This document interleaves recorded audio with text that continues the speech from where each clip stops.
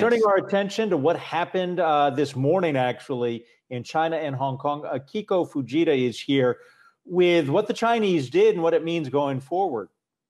Yeah, Adam, we're talking about the national security law. This was a vote by the National People's Congress, a unanimous one at that, just 2 weeks after they began discussions on this law. And Beijing has framed this as a way to maintain stability within Hong Kong after all the protests that we've seen over the last year. But there's no question it would have sweeping implications for the territory.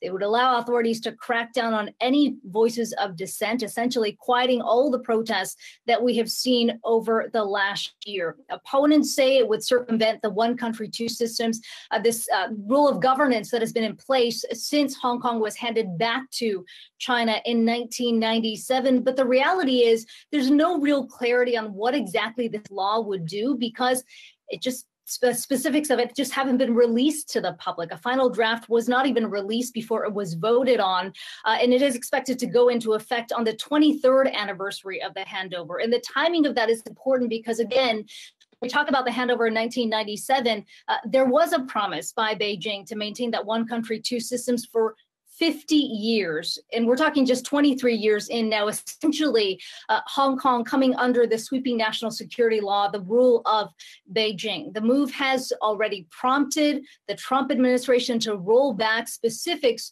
of Hong Kong's preferential trade status. For one, we've heard from the Commerce Department saying it will suspend export licenses granted to Hong Kong. And Wilbur Ross released a statement in addition to a tweet yesterday saying further actions to eliminate differential treatment are also being evaluated. The Commerce Department saying we urge Beijing to immediately reverse course and fulfill the promises it has made to the people of Hong Kong. Secretary of State Mike Pompeo also talking about this in a tweet saying the U.S. will stop exporting U.S. defense equipment to Hong Kong for national security reasons. And specifically in that tweet, he says if Beijing now treats Hong Kong as one country, one systems, so must we. One more thing to note, Adam, this law has only been into effect.